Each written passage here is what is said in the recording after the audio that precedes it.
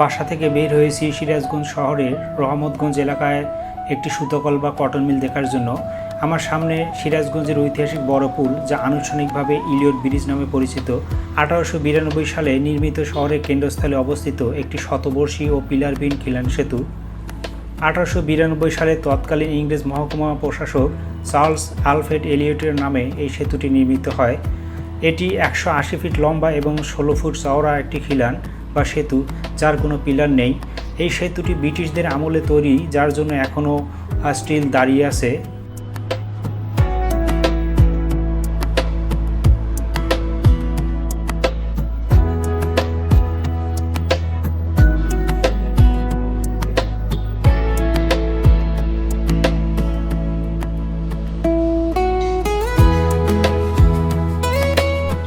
এখন আমরা শহরের কোলাহল থেকে গ্রামের কাঁচা রাস্তা দিয়ে যাচ্ছি কটন মিলের দিকে। একটু একটু ধুলা, কিন্তু আলাদা একটা শান্তি আছে এখানে।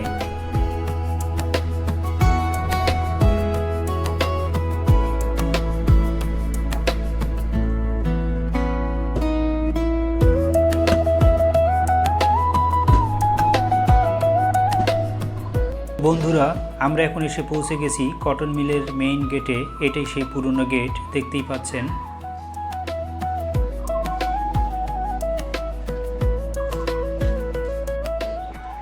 ভিডিওতে আপনারা দেখতে পাচ্ছেন আমরা এখন ঢুকলাম রহমতগঞ্জ সেই কটন মিলের ভিতরে। ওই পাশে খেলার মাঠ আছে, বাচ্চা কাচ্চারা বিকেলবেলা খেলাধুলা করতেছে। এই পাশে অনেক সুন্দর একটা রাস্তা, চারপাশ দিয়ে অনেক সুন্দর গাছ লাগানো আছে। মোটামুটি ঘোরার জন্য ভালো একটা জায়গা বলা চলে। গাছগুলো বেশ অনেক দিনের পুরাতন, অনেক বড় বড় হয়ে গেছে গাছটা যদি দেখাই আমি।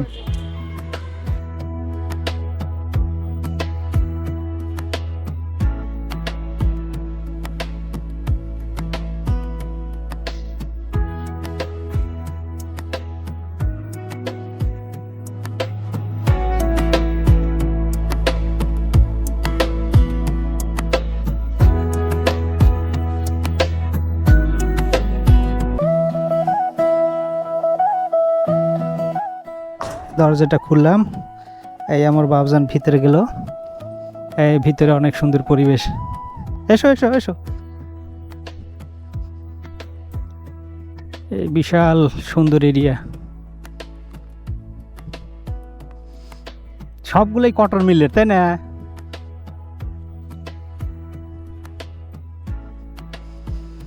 সময়ের বিবর্তনে আবর্তনে এগুলো এখন পুরাতন ধ্বংসস্তূপে পরিণত হয়েছে। এটা হলো ভান্ডার বিভাগ, সম্ভবত এখানে তুলার, ওখানে লেখা আছে ভান্ডার বিভাগ।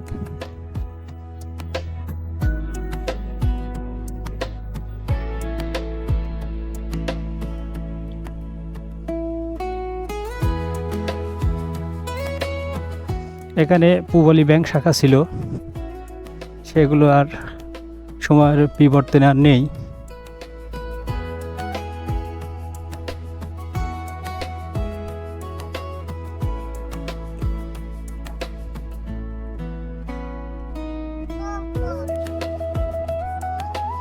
এখন এই বিল্ডিংটাকেই আবৃত করে আছে, মায়ের বন্ধনে আবৃত করে আছে সেই বট গাছগুলো। বিল্ডিংয়ের মতো বিল্ডিং রয়েছে, বট গাছ তাকে সঙ্গী করে নিয়ে আছে। এবং পুরো স্ট্রাকচারটা যদি আমি এপাশ থেকে দেখাই, দেখবেন যে অনেক পুরনো, ব্রিটিশদের আমলে। জানি না কী কারণে এটা বন্ধ হয়ে গেল। এই পাশে যদি আমি দেখাই, এখানে অর্কাটা কাজ করত। এখানে ভেন্টিলেশনের ব্যবস্থা দেখতেছি।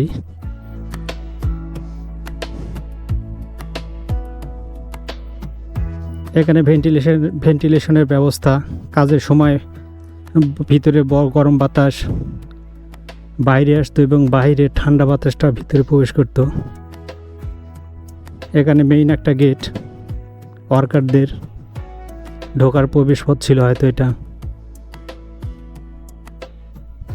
যে ব্রিটিশরা যদি বাংলাদেশে থাকতো, হয়তো এটা এতদিন চালু থাকতো।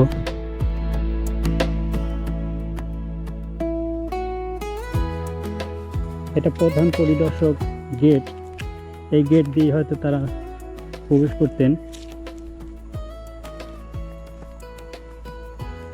এটা অবস্থিত সিরাজগঞ্জের রহমতগঞ্জে। স্পিনিং মিল অথবা কটন মিল ব্রিটিশদের আমলে তৈরি ছিল। বিশাল বড় এরিয়া, হাজার হাজার লোক এখানে কর্মসংস্থান সৃষ্টি হয়েছিল, কিন্তু সময়ের ব্যবধানে আজ সেগুলো ধ্বংসস্তূপে পরিণত হয়েছে এবং কেউ পরবর্তী সময় উদ্যোগ নেয়নি এগুলো আবার চালু করতে হবে। যদিও এগুলো হাজার হাজার কোটি টাকার ব্যাপার, কিন্তু সেই উদ্যোগটুকু কেউ আর নেয়নি। এই পাশে ওয়ার্কাররা কাজের পরে কোয়ার্টারগুলোতে তারা থাকতেন। ওই পাশে দেখাচ্ছি কোয়ার্টার।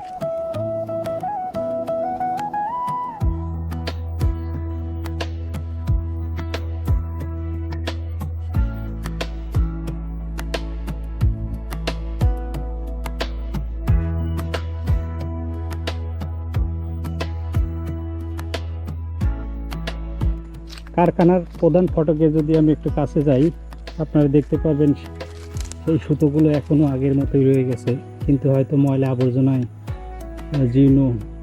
শীর্ণ হয়ে আছে। ওই যে আপনারা দেখতে পাচ্ছেন সুতার বস্তা, এখনও সেগুলো দেখা যাচ্ছে।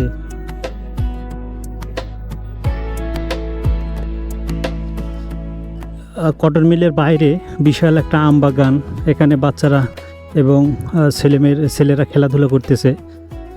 বিশাল আম বাগান, যদি দেখে পুরো এরিয়াটাই আম বাগান এবং কাঠেরও গাছ রয়েছে।